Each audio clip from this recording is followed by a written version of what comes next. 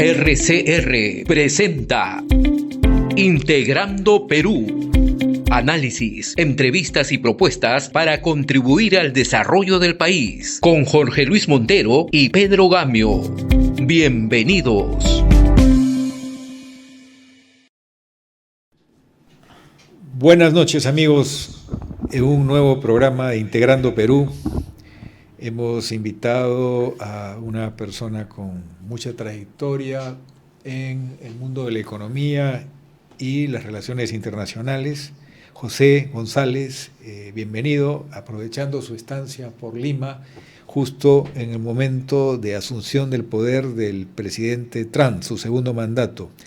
Bienvenido. Encantado, Pedro, un placer siempre estar con ustedes aquí en la radio. Está la situación marcada por la tensión, especialmente en Latinoamérica. Hay un sentimiento de zozobra en los latinos que viven en Estados Unidos, porque en el fondo todos migraron en un primer momento sin tener el estatus legal, o una gran mayoría. No se está disparando a los pies, Estados Unidos no se perjudica la economía. Las declaraciones del gobernador de California han sido muy duras en el sentido de que si el presidente Trump insiste en este afán de dejar sin fuerza de trabajo a la economía de California, habla de sacar a California de la Unión. Es decir, estamos hablando de más que una polarización, ya una posibilidad de ruptura de los Estados Unidos. No, realmente no. Es decir, los Estados Unidos se habla de la excepcionalidad estadounidense, no porque los americanos sean excepcionales, sino porque no han tenido en su historia republicana, que cumple 250 años el año 26, desde la declaración de independencia en el año 1776, no han tenido ni dictaduras ni revoluciones. Como buenos anglos se reforman, cuando están al borde del abismo hacen reformas. La guerra civil de 1863 fue una singularidad, pero que consolida a la nación en lugar de dividirla. ¿Sí? Y lo que plantea Trump doctrinaria, ideológicamente, es un retorno a esa América en la que el sur decía que esto es una confederación y el norte decía esto es una unión. ¿Sí? Él reclama, primero, America First, que es una vieja doctrina norteamericana del aislacionismo norteamericano. El imperio americano, si tal cosa existe, no es un imperio expansionista, es un imperio como lo fueron la Rusia zarista, la Francia napoleónica, el imperio español. Y se parece mucho al chino, es un imperio de consolidación y expansión comercial y aislamiento una vez consolidadas esas fronteras. Y el segundo tema que plantea es, de nuevo, que los estados son independientes. Él quiere volver a las tesis de las confederaciones y eso es lo que está generando ciertas tensiones. Pero la guerra civil consolida la unión y la nación norteamericana. Y los norteamericanos, como buenos anglos, sajones, están muy enfocados en el producto de las políticas, no en las políticas mismas. No es una nación particularmente ideológica, nunca lo ha sido y todas las propuestas ideológicas han fracasado. Por eso es la nación más rica y más poderosa del mundo, independientemente si uno esté a favor o no. Tiene el Producto Interno Bruto más grande del planeta porque los americanos producen sin fin y valoran esa producción. Y tenemos una elección de medio término en 2 años que no podría no favorecer a Trump si es que no le entrega a los ciudadanos norteamericanos lo que prometió en la campaña. Tiene 2 ejes, su discurso y esas órdenes ejecutivas. Su discurso y su campaña tenía 2 ejes. Uno eran las tarifas y el otro la migración. No ha tocado las tarifas en ninguna orden ejecutiva, ni particularmente en el discurso. Lo que ha atacado directamente es el tema migratorio.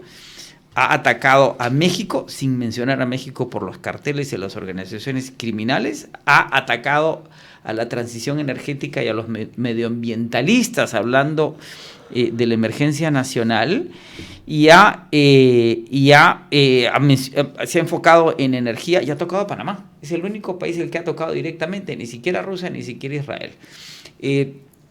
Y las tarifas no las ha tocado, el tema migratorio lo mencionó, particularmente esta orden ejecutiva en la que él dice que elimina y cancela el nacimiento en los Estados Unidos por haber nacido en el territorio norteamericano. Ahora bien, cuando se analiza esa orden ejecutiva en detalle, tiene severas limitaciones, ¿sí? La enmienda 14, que es una enmienda constitucional, garantiza la naturaleza norteamericana ciudadana para quienes nazcan, y lo que hace esta orden ejecutiva es, en ciertos casos muy singulares, ¿sí? Si usted está con una visa turista y tiene un hijo en los Estados Unidos y es jóvenes norteamericanos, si los padres, si el padre o la madre o el padre y la madre son ilegales, probablemente no existe el derecho a esa ciudadanía, pero todo eso va a ser discutido en las Cortes, y de hecho las iniciativas más importantes ya están siendo disputadas por distintas instituciones en los Estados Unidos en el Poder Judicial. A ver, leyendo el libro de Donald Trump antes de ser presidente, uno ve esta estrategia del negociador eficaz, lo que en lenguaje crítico sería bravuconadas. Correcto. Él juega a distintos escenarios para intimidar, para asustar. En el fondo no significa que lo va a hacer, sino que quiere renegociar condiciones, términos, quiere sacar ventajas adicionales del estatus previo a su intervención. Si esa es la lógica, yo no veo cuál es el propósito de hacer un nuevo programa de migrantes legales,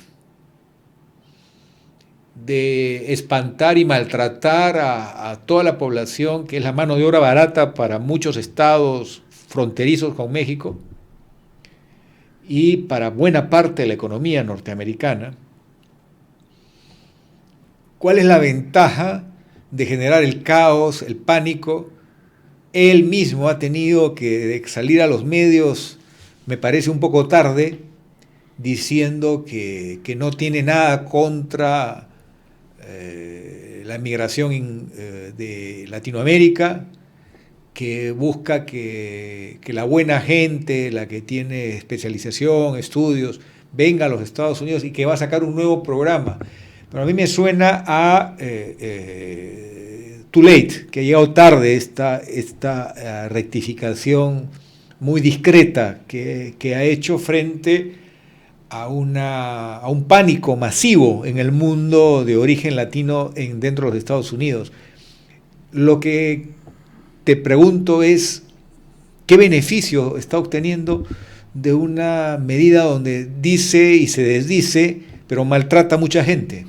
Hay que recordar su primer gobierno, y hay que recordar su campaña política para su primera administración, y hay que recordar su actitud y su posición en una relación de temas, desde estos muchachos negros que fueron acusados de violar a una corredora en el Parque Central cuando eran inocentes, y él paga un aviso de 2 páginas y estos muchachos terminan presos y después se demuestra años después que no cometieron el crimen.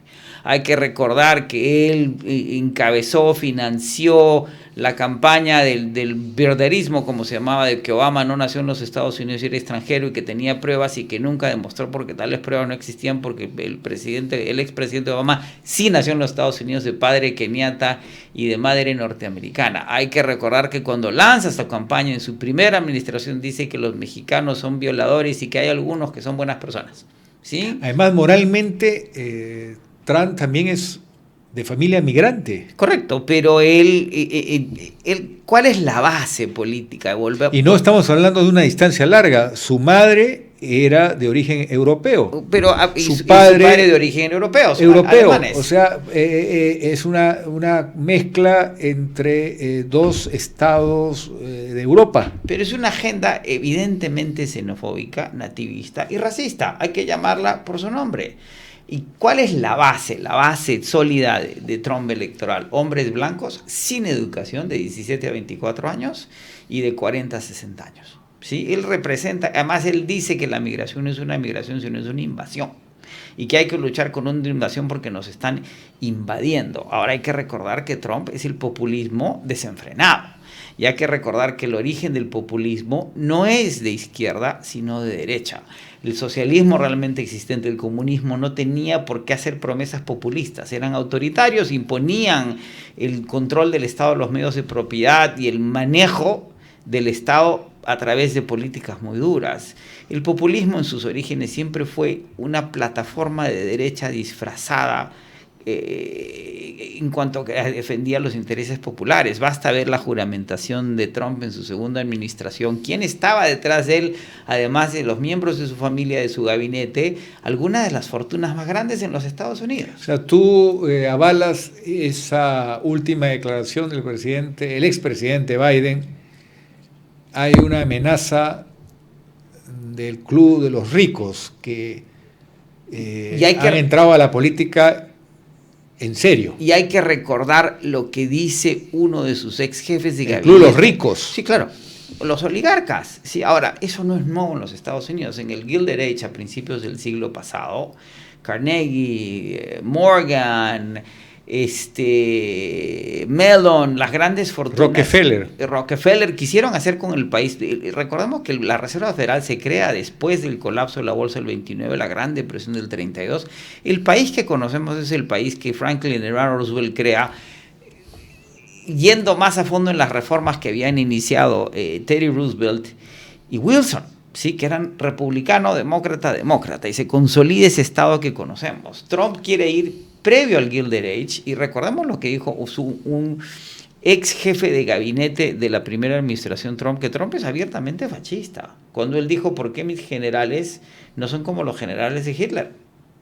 ¿Sí? O sea, a propósito de eso, este saludo de este millonario dueño de Twitter, Elon Musk, ¿es casual? No, ¿O es el saludo de Adolfo Hitler? Elon Musk es un oligarca totalmente desatado. Y Elon Musk se parece a Henry Ford, el fundador de Ford Motor Company, que a Steve Jobs. ¿Sí? No es un creador, es un titán de industria. ¿Sí?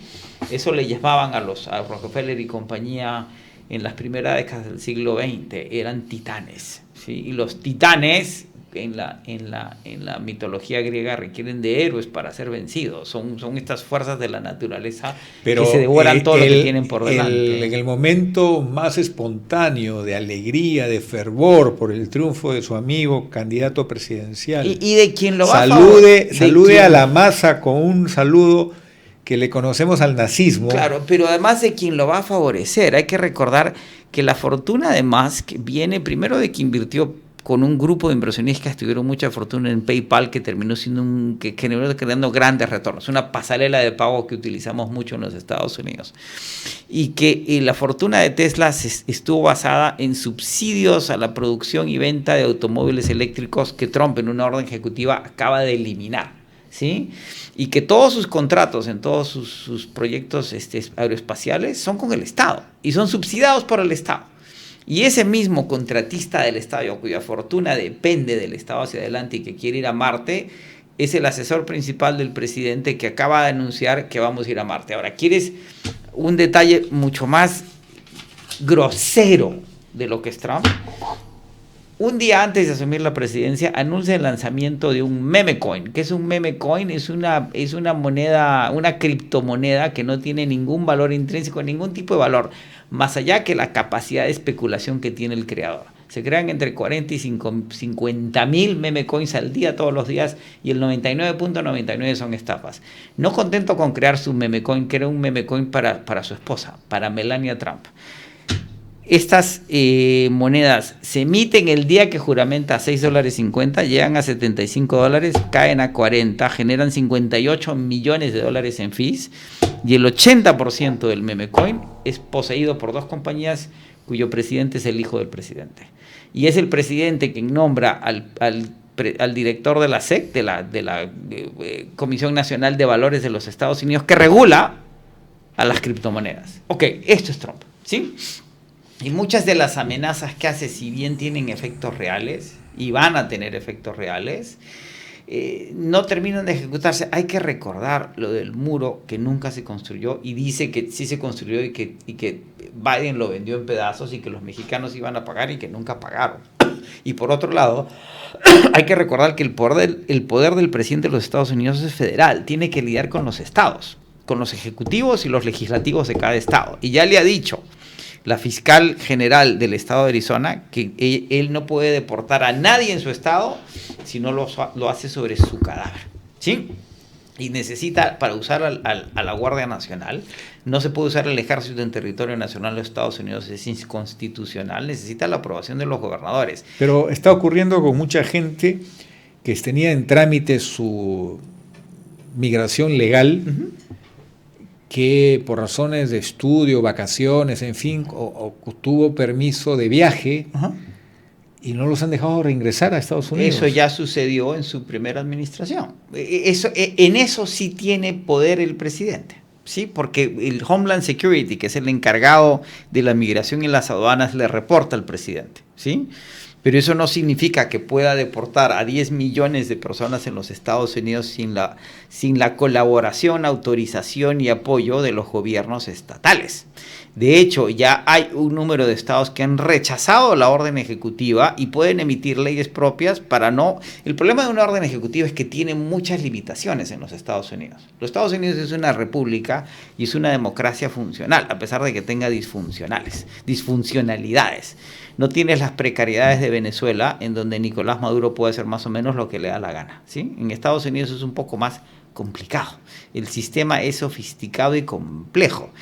Y en los temas medioambientales, unas cosas que sí hace concretamente el presidente es retirar a los Estados Unidos de los acuerdos de París, ¿sí? De la COP del 2015, es detener el desembolso para la construcción de infraestructura para la transición energética aprobada por las leyes de Biden, que sí lo puede hacer. Detener todo el proceso de priorización de la electromovilidad. Correcto.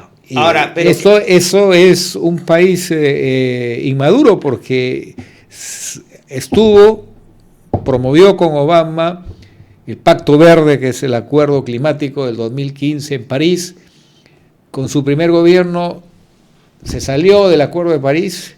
Biden regresó, vuelve a salir Donald Trump y al final buscará que superar a China en producción de gases de efecto invernadero, porque no sé si jurídicamente va a poder tan fácilmente eliminar la restricción a la exploración de hidrocarburos en buena parte del continente norteamericano, que Biden había prohibido. Porque tiene una serie de problemas. La mayor parte de reservas están en terrenos estatales, no federales, y el presidente no tiene ninguna autoridad sobre terrenos estatales. Ninguna, ¿sí? Tiene que pedir permiso al gobernador y a la legislación estatal. Así es la Constitución y las leyes norteamericanas.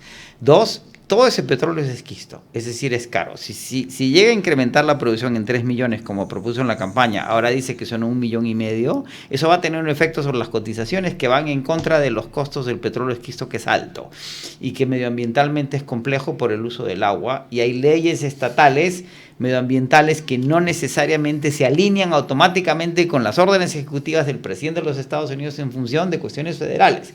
Y además ha hecho una serie de proclamas que no tienen valor alguno.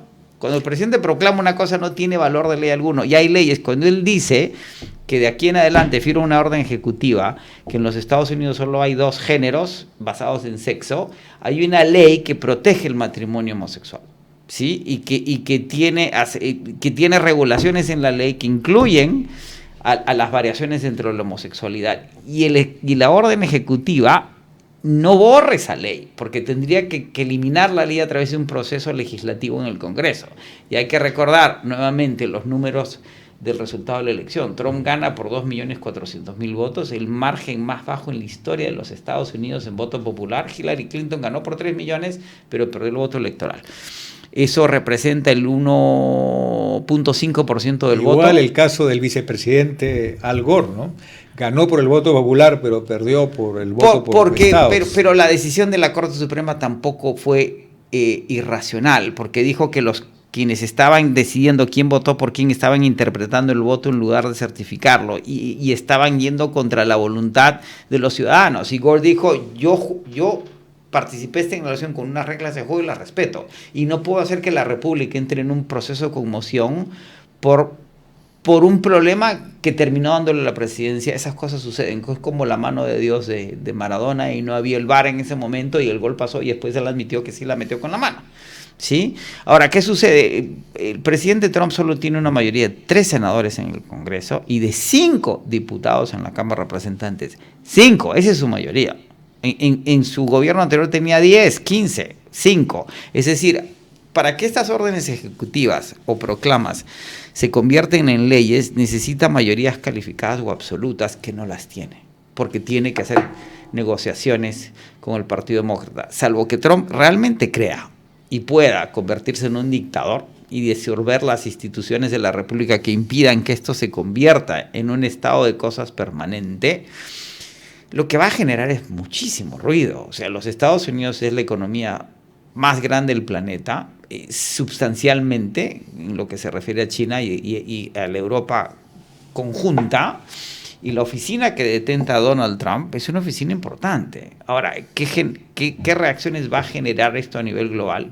En general y particularmente en América Latina, porque como decías, Pedro, él ha sido particularmente agresivo con América Latina cuando ha dicho que los carteles son organizaciones terroristas. ¿Eso qué significa?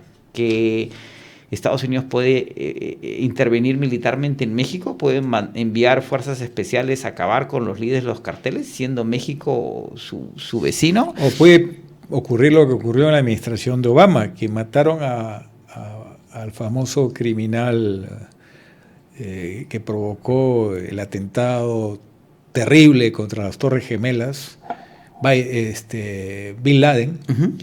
Fue un movimiento de drones en territorio de un país árabe. Sí, pero acordémonos lo que pasó en Pakistán. Entonces, en pocas palabras, si hay esta decisión administrativa, puede, como ocurrió con una detención en el gobierno de Biden, puede... Eso fue con engaño y sucedió en territorio norteamericano. Puede extenderse. La diferencia, acuérdate, a operativo sorpresa que luego tendrá que explicar. Los talibanes le dieron salvaguardia a Bin Laden, desde donde se organizó el ataque a las Torres Gemelas en la ciudad de New York. Bin Laden se refugia en Pakistán y todos sabemos la historia de cómo es que se elimina. Y después vino la diplomacia que lo subsanó. No se despertó un conflicto entre Pakistán y los Estados Unidos, ni una guerra, más porque Pakistán también jugaba una serie de juegos propios en la frontera con Afganistán. Y sin embargo, eso nunca ha sucedido con un país amigo. Digamos, los Estados Unidos y México tuvieron una guerra en la cual Estados Unidos gana y se queda con los territorios de Arizona, Texas, ¿sí? Bueno, una guerra con 2 momentos críticos, ¿cierto? Pero también le declaró una guerra a España, o sea, y se queda tuvieron dos tiempos, si cabe, cada uno peor que el otro. Ahora, el tema aquí es... Porque la superioridad tecnológica y militar fue decisiva en esa invasión. Pero ¿qué es lo que dice Trump? Porque además volvemos, si uno pensaba que Trump había madurado o cambiado, es el mismo Trump. Da un discurso en donde habla de que la nueva era dorada de los Estados Unidos ha empezado y que esta es una revolución del sentido común. ¿El sentido común de quién? ¿Sí? Tú has tocado el tema de cambio climático, me interesa. Pero te termino la idea. Y él dice, después de su discurso, firma estas órdenes ejecutivas delante de una muchedumbre en un coliseo en Washington, se va a la oficina oval de la Casa Blanca, firma otras enfrente de los periodistas y empieza una conferencia de prensa impromptu. Y empieza a hacer política pública delante de la prensa, sin asesores, sin decisiones, sin nada. Y ahí es donde dice que América Latina no le sirve para nada. ¿Sí? Que él dice, nosotros le servimos, pero América Latina no nos sirve para nada. ¿Sí? Le preguntan qué va a hacer sobre Venezuela y dice, bueno, no necesitamos el petróleo Chevron, pero ya veremos qué hacemos. Volvemos a... Si América Latina no le sirve para nada, ¿por qué tiene bases militares en América Latina? Bueno, pero eso es Trump hablando. Recordemos que Trump, hay que recordar su primer gobierno, esta es una segunda experiencia, dijo en otra de esas conferencias de prensa que daba día a día, que por qué no nos inyectábamos lejía para curarnos de la COVID. ¿Lo dijo o no lo dijo? ¿sí? Eso está on the record, está grabado, está filmado, con sus asesores de seguridad mirando al techo confundidos sobre tal declaración. Sí, me dejo entender. Ese es el presidente de los Estados Unidos. Bueno, hablemos del Pacto Verde. ¿Qué puede significar para el mundo que la todavía primera nación desarticule todo un programa de fabricar vehículos eléctricos dentro de los Estados Unidos y se vuelva a la producción de el sistema que marcó un éxito para los Estados Unidos en el siglo XX, de combustión interna, la vieja historia de Ford? Eso puede significar que Estados Unidos compita con China en producción de gases de efecto invernadero, un contrasentido en términos de agravar la situación del mundo en cuanto a no detener el incremento de la temperatura promedio global. Estamos hablando de un desastre que no solamente afecta a los norteamericanos, sino al mundo entero. Creo que este es el aspecto más peligroso. Correcto. Porque por lo que señalas, Pedro, afecta al mundo entero. El tema tarifario también puede afectar las dinámicas de crecimiento global, incrementar la inflación, el desempleo, el crecimiento. Para que el mundo funcione como esperamos que funcione. Hay un tratado de libre comercio, ya que tocas ese tema, que además, con Canadá y con México. Está peleándose con los dos. Y no puede modificar las tarifas si no modifica el acuerdo de libre comercio, que es una ley en tres países simultáneos. Y los dos países ya se cansaron, ya reaccionaron, y Canadá ha dicho que va a buscar cómo reemplazar al cliente norteamericano. Correcto. Incluso si es necesario ponerse de acuerdo con Rusia, lo hará. Correcto. A ese extremo. Y no solo eso, volviendo a tu pregunta anterior, ya hay 25 estados que han dicho que van a continuar con políticas medioambientales independientemente de lo que decía el presidente Trump. Recordemos, esto es una unión de estados. Es una estamos hablando del gobierno, de la crisis, del caos y de los retrocesos. Y no solo eso, le está entregando el mercado de los vehículos eléctricos a China, que ya lo tiene para cualquier efecto práctico. Se producen 90 millones de automóviles en el mundo año a año. China hoy día tiene la capacidad de producir prácticamente 40 millones de vehículos al año. La mayor parte de los vehículos eléctricos. Recordemos que el puerto de Chancay es el último hito de la nueva ruta de la seda. Eso ya acaba con el puerto de Chancay, ¿sí? En términos de inversión en infraestructura logística a nivel global. Lo que está hablando China ahora es de mercados críticos. Y el Perú es un mercado crítico para ellos, no solamente por el Perú, sino por lo que implica por el puerto de Chancay. Y una de las propuestas de China es crear una zona especial para producir, ensamblar automóviles eléctricos chinos en el Perú, en el puerto de Chancay.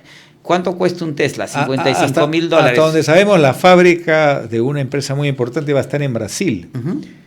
Está muy avanzado el tema. Una de las más importantes, si no la primera fábrica, la primera marca china de vehículos eléctricos va a estar en Brasil. Tiene el puerto de conexión en el Perú.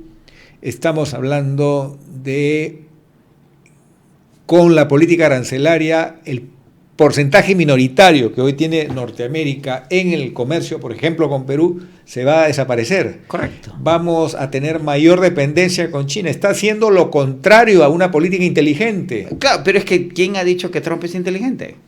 ¿Cuándo Trump ha sido inteligente? Trump es un mercader porque se marketea. Él ha construido un solo edificio en la vida. El resto le pone su nombre a edificios ya construidos y cobra por su nombre. Y cuando Trump estaba desapareciendo de la escena de marketing a nivel global, sacó The Apprentice, un show que lo vuelve a poner en el foco de atención, saca un libro que se convierte en un boom editorial y resurge de las cenizas y llega a la presidencia de los Estados Unidos por aquellas cosas que tiene el caos. Ahora, este Trump que estamos viendo, más vil, más duro, más y además con un gabinete de personas leales que no tienen ninguna capacidad, habiendo aprendido la lección de su primer gobierno, donde nombró en el gabinete a cuadros del Partido Republicano con cierta senioridad que no existe en este gabinete, ¿sí? está tentando a una serie de demonios que además acaso sean necesarios. Y el acuerdo o renegociación con TikTok, ¿es un acuerdo limpio, transparente o es Estados Unidos, esa es una decisión que se había tomado antes que Trump. Recordemos que hay ¿por qué los Estados Unidos, por qué la administración Biden ha puesto un veto a los automóviles eléctricos chinos? Porque los americanos temen, por un tema de seguridad nacional, que esos automóviles chinos espíen a los norteamericanos, incluso con metadata. Es un tema delicado y lo mismo se pensaba con TikTok. Y lo que dice la ley es que TikTok tiene que tener dueños norteamericanos que aseguren que el app y que la data que se genera no esté utilizada contra los intereses nacionales de los Estados Unidos.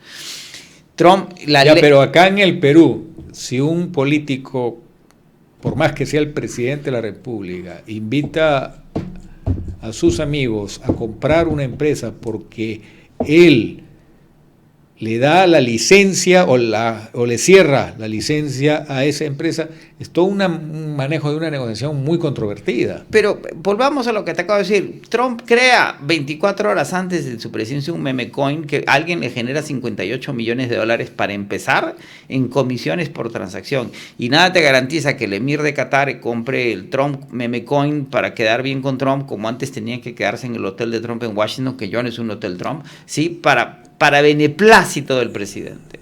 El problema es que los americanos eligieron a Barrabás, no que Kamala Harris hubiera sido el nazareno, pero eligieron a Barrabás como presidente por cuestiones muy singulares y particulares. Volvamos al tema de los latinos en los Estados Unidos.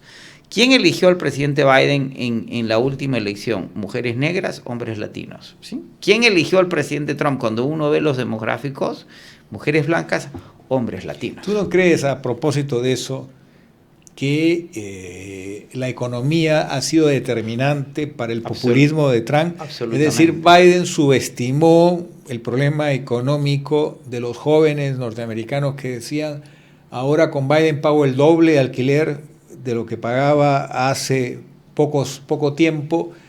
Hay una inflación que no la ocasionó Biden, pero definitivamente la crisis china post pandemia, por lo que pasó con Shanghái, y luego que estuvo una ciudad, la principal fábrica de China, Shanghái estuvo totalmente parado, y el contenedor subió de $1,000 a $10,000. Incluso China no fue capaz de atender demanda mundial. Vamos a las dos guerras que han producido una inflación en Europa y en el mundo.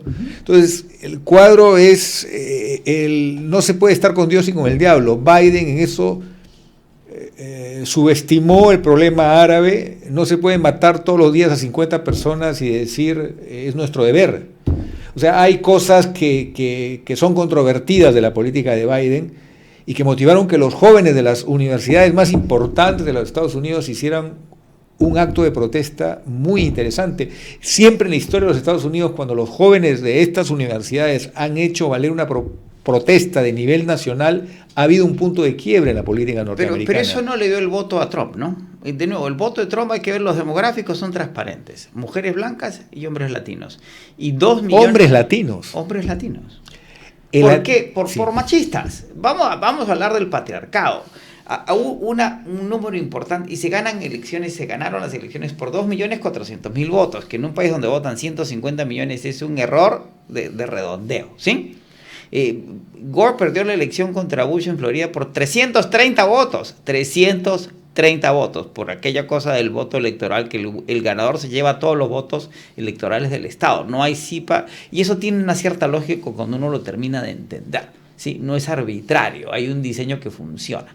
Porque lo que dicen es que si no hubiera colegio electoral, las zonas urbanas elegirían presidentes ad eternum, y las zonas urbanas concentradas, grandes, en donde siempre ganan los demócratas, tienden a ser liberales, ¿sí? Ese colegio electoral genera este péndulo entre conservadores y republicanos que más o menos funciona. ¿Por qué los hombres latinos votan por Trump? Porque votan contra Harris. no estaban listos para elegir de presidente una mujer negra. Ahora, Harris hizo una campaña de 107 días. ¿Qué hubiera pasado si la campaña duraba 30, 60, 90 días más? Podía haber sucedido otra cosa. ¿Qué hubiera pasado si Biden no envejece? Y hoy día uno empieza a entender cuando él decía, yo soy el único que le puede ganar a Trump, no por sus talentos, sino porque era un hombre blanco. Y los Estados Unidos no... Obama era negro, pero de madre blanca, educado por abuelos blancos. Es decir, era un negro razonablemente aceptado para los demográficos y permitieron su elección. Esa es una de las contradicciones, y hubo 2 millones de demócratas que no votaron, en su gran parte hombres, que no... El patriarcado no es una noción woke, no es una hablemos de los otros temas. Canal de Panamá. Y hablando del tema inflacionario, la gente votó por la inflación. Ahora, la inflación de la administración Biden cae del 9.1% en junio del 22 a 2.4% al momento de la elección, pero la gente no lo sintió. No, pero es cierto, mejoró el tema económico, pero lo que se venía arrastrando desde que comenzó Biden, sus sumas y restras, hubo una subida del costo de vida importante. Sí, claro, por supuesto, porque no se invirtió en infraestructura, y las propuestas de Harris en ese sentido las atendían mejor que cualquier propuesta de Trump, que las estamos viendo que no van a atender nada. Y si acabas con la migración que trabaja en los puestos que nadie quiere y pones tarifas a la importación, pues ¿qué va a regresar? La inflación. Vayamos al canal de la recesión. El canal de Panamá. El canal de Panamá es un proyecto construido por firmas norteamericanas. Sí, francesas originalmente. Estuvo el diseño es francés, ¿no? El diseño es francés, pero fue finalmente una obra terminada, completada y realizada por norteamericanos. Correcto. Gracias al descubrimiento de la lucha contra el paludismo. Los franceses abandonan el canal porque se les morían los trabajadores por paludismo y no sabían que los mosquitos lo transmitían. Los americanos descubren tal cosa y logran controlar el paludismo y pueden terminar de construir el canal. La cosa es que fue una obra que Estados Unidos mantuvo bajo control muchos años 100 y años. Tuvo una base militar allí que estuvo de la misma obra, con la construcción, del proceso de construcción. Jimmy Carter, en un momento muy difícil, entrega y devuelve el canal de Panamá, no devuelve, sino entrega el canal a las autoridades y al gobierno de Panamá, evidentemente con algunas cláusulas interesantes. Alguna de ellas podría justificar la queja o el cuestionamiento del gobierno norteamericano, pero no pasa más del 20% del comercio mundial por Panamá, por el 6%. Canal de Panamá. 20% si vas a depende de cómo establezcas ese porcentaje. Pero si vamos al comercio marítimo, estamos hablando de una decisión que podría molestar a la Organización Mundial del Comercio, que podría ir contra reglas de derecho internacional, porque Panamá es un estado independiente, por más pequeño que sea. Sí. ¿Cuál es la justificación de esta pretensión? Trump no es irracional ni está loco, ¿no? Los locos están en el manicomio. Y hay que entender qué versión escuchó de quién, y hay que recordar que Trump no es transnacional, es transaccional, y tú lo dijiste al principio. Y él negocia como si fuera un real estate mogul de New York en la escena global. O sea, como un bully se impone y negocia condiciones amenazando y poniendo abogados y tratando de destruir a su enemigo. La versión que Pero no es cierto que las empresas norteamericanas estén pagando más, no es cierto que a los barcos de guerra de los Estados Unidos les cobren más. No, eso es cuento chino, con el perdón de los chinos. Trump miente sistemáticamente, eso tampoco es nuevo. Recordemos su primer gobierno y la cantidad de mentiras que dijo, las que dijo en su campaña, y hoy dice a lo que mayor reacción ha generado en Estados Unidos no son todos los temas que estamos hablando, es el perdón a los 1.500 de acusados, particularmente a los 6 condenados que tomaron el por Capitolio, asaltar el Congreso, porque además la versión que él ha ido cambiando en los años es que eran turistas de paseo por Washington y que fue un acto de amor. No, el nombre que les dio a estas personas que tomaron por la fuerza y que fue evidentemente una suma de delitos, de hostage, o sea, prácticamente rehenes. Yo no veo qué rehenes pueden ser. Claro, y ahora está generando una cantidad de problemas. Le acaba de levantar la seguridad a su ex asesor de seguridad nacional, al embajador Bolton, que está amenazado por Irán. Y se lo está quitando porque lo criticó y porque lo acusa de haberlo enredado en el tema de Guaidó con Venezuela y lo ha dejado sin seguridad en las calles de Washington. Eso también es Trump. Acaba de ordenar retirar el retrato del general Milley, que fue el comandante general, el Joint Chief of Staff, el oficial superior a todas las Fuerzas Armadas norteamericanas, porque fue él que también lo acusó y resistió contra él. Esa es la mezquindad de Trump. ¿Sí? Ahora, hablemos de Groenlandia. Pero no hemos terminado de hablar de Panamá. Te voy a terminar rápidamente. ¿Qué sucede en Panamá? Es cierto que las tarifas en el canal se duplican en menos de 2 años. ¿Por qué se duplican? Hablemos de calentamiento global.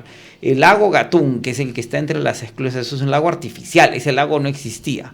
Ese lago, cuando se hace la ampliación de las esclusas, necesitaba nuevas rutas de agua que no se construyen por distintas razones, ¿sí? Pero ha habido una gran sequía en América Latina que es parte y el canal Panamá también ha sufrido una sequía tremenda. Es parte de los procesos migratorios. Los procesos migratorios venezolanos son muy singulares, pero los centroamericanos son por la sequía y el efecto en la agricultura.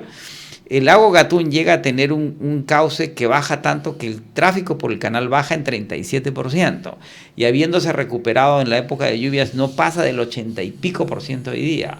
Las tarifas del canal de Panamá se manejan por oferta y demanda. Si hay menos capacidad de tráfico y la misma cantidad de barcos, los fletes, los costos suben.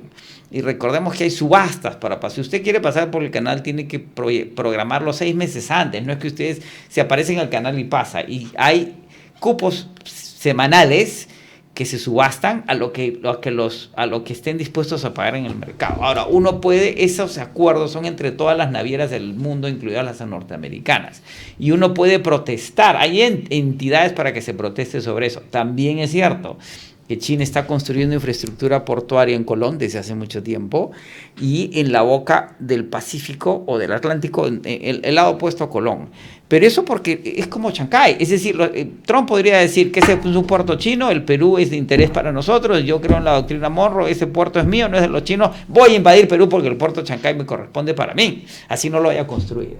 Es lo que él está tratando de hacer con Panamá. Ahora, Carter, en los acuerdos con Torrijos, no entrega el canal solamente por una cuestión de principios, sino porque había habido una evaluación del Pentágono que señalaba que mantener la presencia en el canal, el costo en términos hombres, soldados, fiscales, iban a ser muy altos, y no lo justificaba cuando ya había mecanismos por los cuales se podía asegurar el uso del canal por los Estados Unidos. Es cierto que con los acuerdos Torrijos-Carter hay una cláusula, la que usa Bush papá, para invadir Panamá sin autorización del Consejo Nacional de Seguridad, porque es un tema muy específico de Panamá, que si hay un peligro de que el canal se cierre, los Estados Unidos puede intervenir. Ahora, cuando invaden Panamá todavía había, recordemos que los acuerdos Torrijos-Carter se firman en el 77, el canal se entrega en el 99. Hay un largo periodo en la entrega del canal. Todavía había presencia militar, por lo tanto esa invasión fue posible solo en esas circunstancias. ¿Cómo invade los Estados Unidos hoy día Panamá? ¿Con qué autorización? ¿Con qué declaración de guerra? ¿Con qué pruebas de que China controla el canal como él dice? No existe prueba alguna de tal cosa. No hay ninguna restricción al tráfico de buques de guerra por el canal de los Estados Unidos. Un portaaviones no puede pasar por el canal de Panamá. Y cuando un submarino norteamericano pasa por el canal, se detiene todo el tráfico. Tienen derecho de paso y no pueden pasar nadie hasta que pase el submarino. Todo eso existe y está funcionando. Esperemos que sea una bravuconada. Lo que pasa es que las bravuconadas de Trump, por tener la oficina que tienen efectos reales. Es distinto. Por eso hablemos de Groenlandia, porque lo de Groenlandia no es un anuncio que se le haya ocurrido a él. Hay historia, viene desde el presidente Truman. Entonces estamos hablando del presidente que terminó la Segunda Guerra Mundial de los Estados Unidos, que fue vicepresidente de Roosevelt. Entonces, el tema aquí crucial es la riqueza extraordinaria que tiene una nación con muy pocos habitantes, que está en uno de los polos estratégicos del planeta Tierra, donde Rusia tiene al día de hoy una gran ventaja.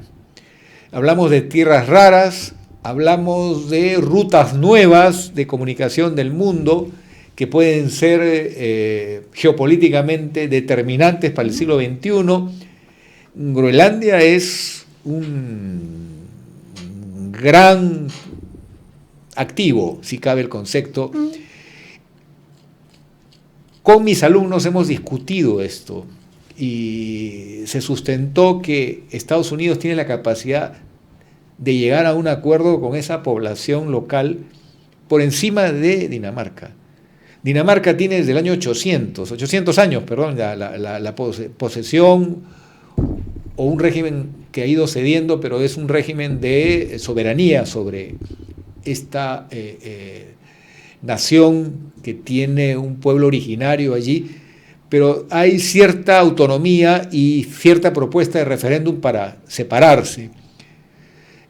El tema de fondo es que si hay una oferta económica muy grande, que ese es el origen del expresidente de los Estados Unidos, es decir, estamos hablando de un hecho que tiene 70 años, podría ser persuadida a la población, porque que cada familia reciba una cantidad que les cambie la vida. Pero ya no se compran países, ¿no? O sea, Truman gobernó en la primera mitad del siglo pasado y compramos Alaska a los rusos. ¿Y qué es lo que produce Alaska? ¿Qué es lo que tenemos en Alaska? ¿Cuál es la riqueza de Alaska? Ok, pero es ¿cuánto cuesta ese petróleo? ¿Es explotable? ¿Cuál es el petróleo? Hay oro. ¿El oro es absolutamente necesario? El oro es que los chinos acaban de descubrir el yacimiento de oro más grande del universo. Y es un acceso al Polo Norte. Podemos construir bases, tenemos bases en Corea, en Japón, en Alemania, en Siria, es decir, tampoco hay necesidad. Y tenemos... Verdaderamente resultó barata Alaska. Sí, claro, pero en un momento dado en que se compraban y se vendían subcontinentes y eso ya no sucede. Es como Inglaterra tenía colonias, ¿no? Lo que quiero decirte es que si lo vemos en términos económicos, no es imposible que vaya a resentir a la Unión Europea sin lugar a dudas. Tenemos un déficit fiscal del 7%. ¿Cuánto nos va a costar Groenlandia? ¿$1 trillón? ¿2? Juguemos con el precio. ¿Cuánto nos va a costar el canal de Panamá? El canal de Panamá genera ingresos netos de $2.000 millones al gobierno panameño todos los años. Pagamos 300 veces ganancias netas como que fuera Nvidia. O sea, ahora, ¿para qué? Si podemos usar el canal pagando los fletes y nos va a salir más barato. Y las riquezas de Groenlandia es como quien dice que Argentina puede producir, y lo discutimos en aquel programa, más cobre que el Perú. Así, ¿en función de qué? ¿Cómo? Las reservas primero no dan para más de 1 millón. Ahora, y los costos de hacerlo, y lo mismo va a pasar con Groenlandia. ¿Cuál es el...? Pero hay una cosa cierta. Y hay otro tema, perdón, Pedro. Si me permites, porque nos falta muy poco para terminar nuestro programa, ¿puede toda esta bravuconada de nuevo dar lugar a un acuerdo económico cuasi exclusivo con Estados Unidos, que puede ser el final de esta tirante situación? De acuerdo contigo, no necesitan comprar un país, pero sí puede haber un acuerdo económico que le dé exclusividad en la explotación de los recursos a los Estados Unidos con una millonaria inversión y con una actitud por parte de Dinamarca de decir: mientras no dañes mi lazo con Groenlandia y más bien inviertas como nunca he podido invertir yo como país, podría finalmente resteñarse las heridas. Y dentro de todas las propuestas altisonantes de Trump, estamos hablando que esta puede ser la más verosímil. El mundo entero prefiere hacer negocios con los Estados Unidos que con China. El puerto de Chancay se ofreció primero a los americanos y no les interesaba. Terminan en China con un síndico de 5 bancos chinos y el apoyo del gobierno chino porque los americanos no estaban interesados. Es decir, los Estados Unidos no hemos renovado la infraestructura, los puentes se caen de viejos. Pedro, yo vivo en Estados Unidos hace 32 años, ¿sí? No se invirtió en infraestructura porque lo que hemos hecho es bajar los impuestos de las corporaciones, promover el consumo, del cual capitalizó China para crecer y convertirse en la potencia que es hoy día. Por eso la economía es simbiótica. Sin China no existimos, sin México no existimos, sin Canadá no existimos, ¿sí? La capacidad de consumo industrial norteamericana no existe sin México, no existe. No hay automóviles porque los automóviles se fabrican en México y se ensamblan en Estados Unidos. Producimos 13 millones de barriles, consumimos 20. Y si subimos a los 3, que no son 3 y son 1,5, vamos a seguir importando petróleo. Y tiene más sentido promover la producción de petróleo en Venezuela si uno puede convivir o no con Maduro, ¿sí? Y el robo de la elección del 28 de julio del año pasado, ¿sí? Que comprar Groenlandia. Y tenemos un déficit fiscal del 7%. Y para comprar Groenlandia necesita una mayoría calificada en la Cámara de Representantes y en el Senado, que no tiene ni va a tener. Nos hemos quedado sin hablar de la nueva estrella de la bandera de los Estados Unidos, que sería Canadá. Esa es otra propuesta que yo personalmente veo muy complicada de poder materializarse. Además, no necesita Estados Unidos hacer eso para ya tenerlo de socio al Canadá. Y los canadienses no quieren ser el 51 estado y para eso necesita una enmienda constitucional y no tiene los votos, salvo que disuelva el Congreso, sí, como Fujimori, y se declare rey de los Estados Unidos, y veremos qué pasa si lo intenta. Ahora, ¿qué condiciones mejores puede pretender Estados Unidos con Trump en el Tratado de Libre Comercio que tiene con México y con Canadá? Y yo pienso que le va a costar más restreñar las heridas de la forma como está generando tensión y desagrado en la ciudadanía canadiense, que se siente muy incómoda con estas insinuaciones. Y la mexicana, si hay consumo de fentanilo en los Estados Unidos es porque hay un sector importante de la población que no puede funcionar en una economía extremadamente capitalista y sin ningún tipo de salvaguardas para la población expuesta, psicológica, mental, socialmente, etcétera, etcétera. Hay gente que no funciona en un sistema de producción absolutamente demandante. Es el viejo debate del problema está en la oferta o la demanda. En ambas, las drogas son un problema de salud pública. Es un problema de defensa de la vida, es un Correcto. tema, hay corrupción en ambos lados. Y una acción eficaz poniendo a los hombres correctos podría reducirse el problema. No es un problema de bandera o nacionalidades, es de voluntad política y gente capaz e íntegra. Vamos ¿no? a entender la perspectiva en términos muy históricos. En pleno Renacimiento hay un monje dominicano en Florencia, Savonarola, que inicia una revolución como la de Trump, de las raíces que se rebelan contra estos cambios que vienen, expulsan a los Medici, Savonarola gobierna.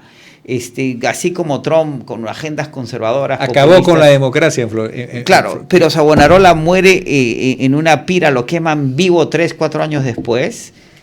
Y sin pero embargo, ya el daño se había hecho. Y los Medici no pudieron volver sino en 12 años. El proceso no va a ser fácil. La democracia de Florencia había sido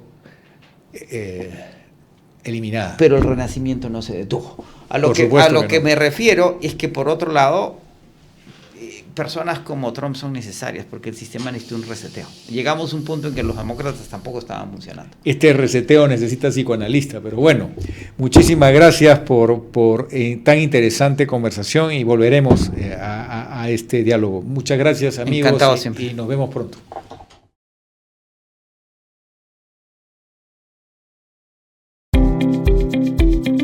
Hemos presentado Integrando Perú. Retornamos en nuestra próxima edición con más entrevistas y el análisis para contribuir al desarrollo de nuestro país.